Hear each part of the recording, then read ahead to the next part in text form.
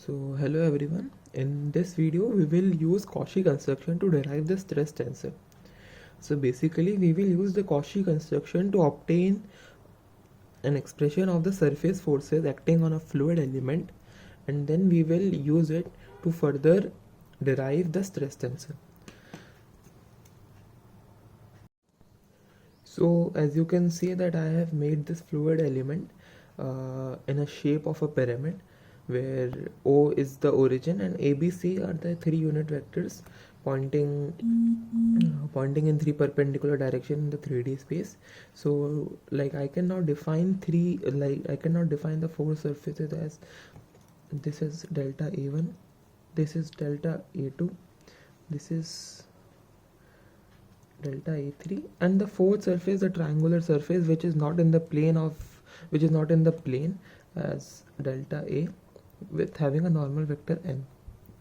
So the surface forces would be basically the stress acting on a particular surface multiplied by the area. So it would be a vector because the surface forces would be consisting of the tangential forces as well as the normal forces. So basically if I have to write the summation of the surface forces, I can write it as, so here this summation is not, this sign is not here representing the summation, it is actually representing all the stress forces acting on this area which is having a normal vector minus a. So similarly for the other three faces, I can write the expression in this manner.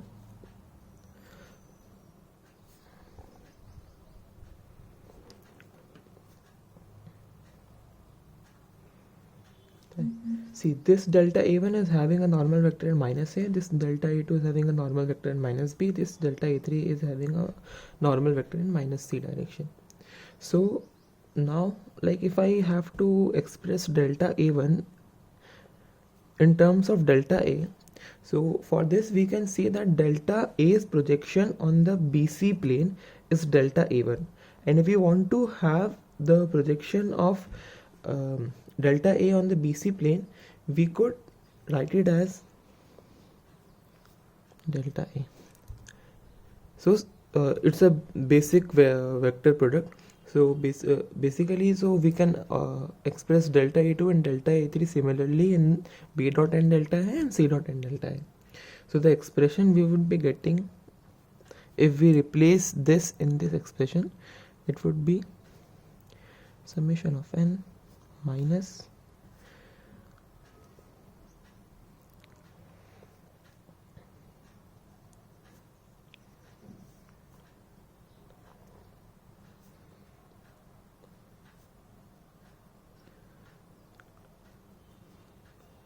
whole times delta A. So basically why I replace summation of minus a with summation minus of summation a, it's basically because if I consider this as a surface and this is a normal vector, and if I say what is the force that these particles are, the stress that these particles are producing on these particles can be written as delta A, and this have to be for this surface to be at rest have to be balanced by the stress that these particles are exerting on these particles. So it's basically sigma n, because these particles are exerting stress in the minus against the normal vector, against the normal direction, and these are exerting the force in the normal direction. So this is the force balance equation which gave us sigma minus n.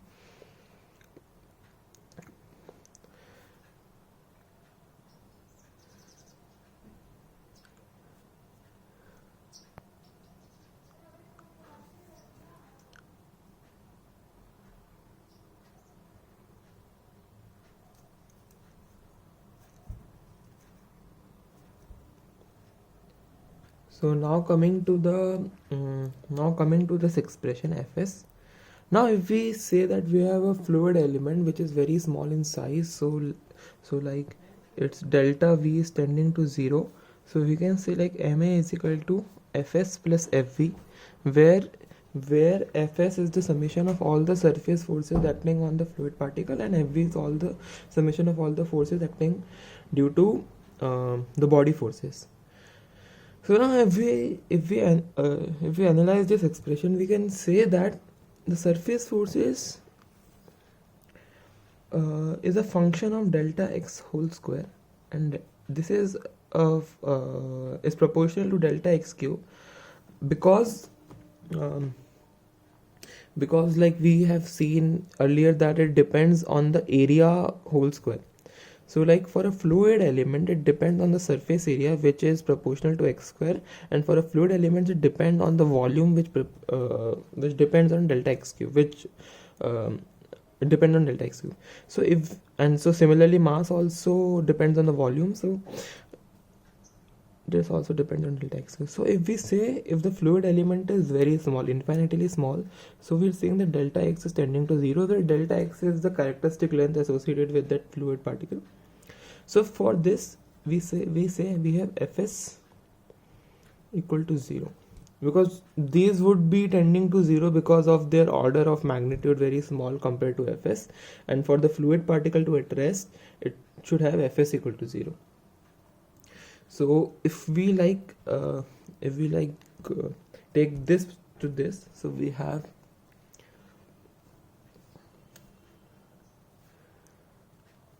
summation of n is equal to summation of a dot n plus summation of b dot n.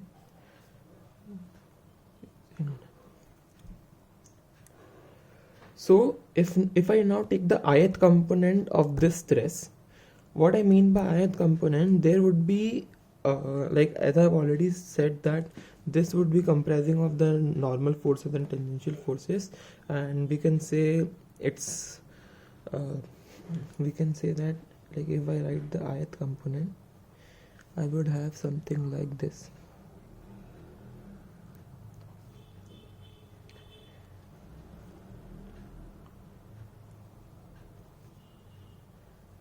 Like in the index notation, I'm shifting.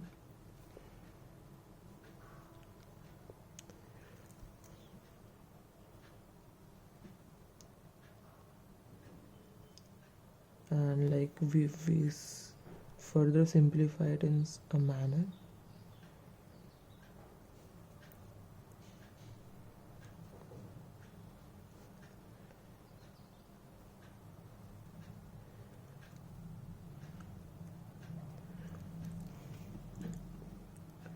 Now if I can write this expression as sigma ij, like for summation of I into n is equal to sigma ij times nj, because here I is the here I is the free index and j is the fixed index. So basically nj is the direction of the normal, and this is direction of force per unit area. Okay, so like now we can say that we have arrived at an expression of sigma I n is sigma ij nj. So this is our final expression. So like if I expand this is, I can write it as sigma 1 of n will be sigma 1 1 n1 sigma 1 2 n2 plus sigma 1 3 n3. Similarly for sigma 2n would be sigma 2 1 n1 plus sigma 2 2 n2 sigma 2 3 n3. So basically we can write sigma as sigma 1 1 sigma 1 2 sigma 1 3 sigma 2 1 sigma 2 2 sigma 2 3 sigma 3 1 sigma 3 2 sigma 3 3 into n1 n2 n3. So basically this is our stress tensor.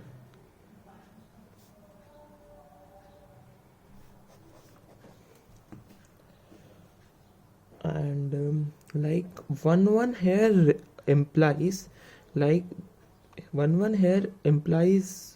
the repeated index implies the normal forces, and the non-repeating index like 1 2 and 1 3 implies the stress caused on the surface 1 due to surface forces along two direction. Like if I write it, so like if this is the surface, the normal forces would be out of the plane or in of the plane, but the tangential forces would be like this.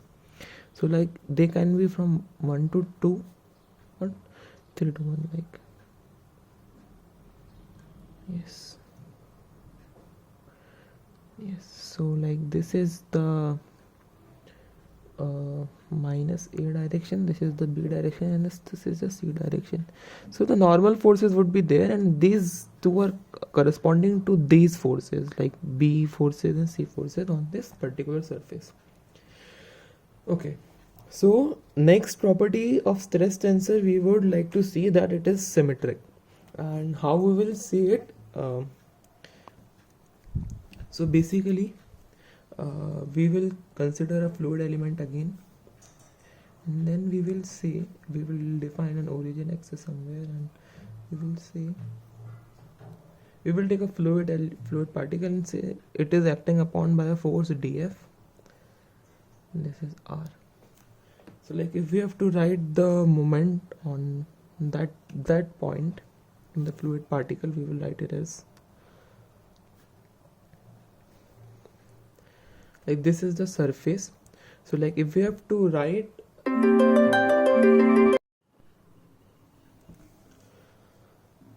okay, so we were here at this, so we have to write an expression of the moment acting on a particular point of a fluid particle on a like if we considered a control surface, and we are taking a point and saying that this point is affected by dF, and we want to write the moment. It can be written as R cross dF, where R is the distance between an arbitrarily chosen initial reference frame.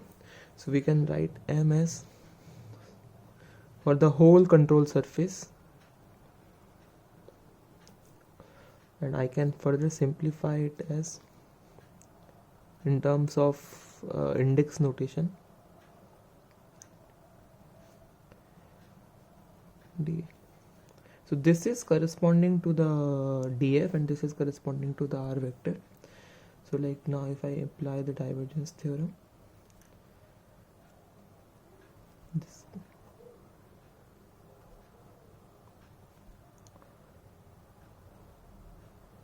where V is the volume,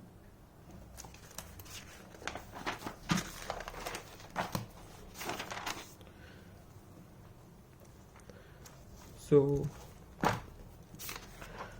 like basically we had the derivative of Rj times sigma Q. So we will here apply the chain rule.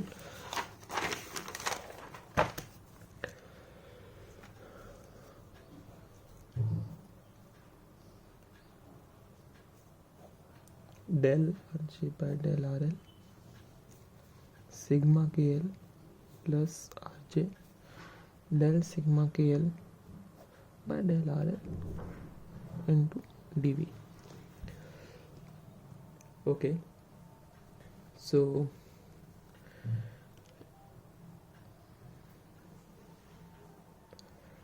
now if we see this term, we can further simplify it to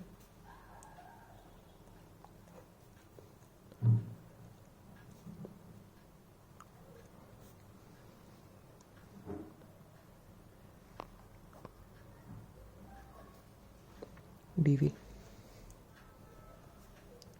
So like why could we write in this form? Because del Rj by del RL will be equal to 1 if J is equal to L, and for other cases it would simply be 0 because it will not depend on it.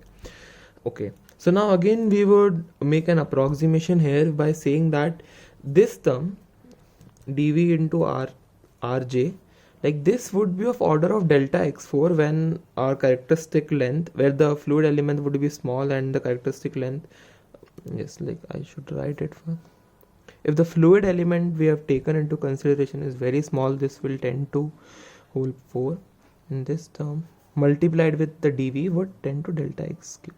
Like this into dv would be of an order of delta x cube, where x is the characteristic length.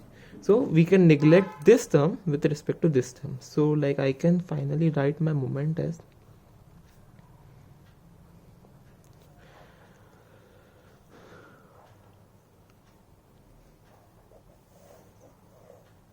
okay. So now the moment, see, if the fluid is not experiencing any internal movement, then this term would be obviously 0. So if we do this m equal to 0, we will get epsilon kj is equal to 0. Now from this we will get sigma 1 2 minus sigma 2 1 equal to 0, sigma 2 3 minus sigma 3 t equal to 0, and sigma 1 3 minus sigma 3 1 equal to 0. So like we can see that these were sigma 1 1, sigma 2 2, and this was sigma 3 3. This was sigma 1 2, and this was sigma 2 1. This was sigma 3 1. This was sigma 3 2. 3 1. This was sigma 1. This was sigma 1 3. This was sigma 3 1. So we are saying that this is equal to this. This is equal to this. This is equal to this. So we're saying this is same. This is same. And how should I make it? This is same. So if these terms are same, we can say that sigma, this is a symmetric matrix, or we can say that the stress tensor is symmetric.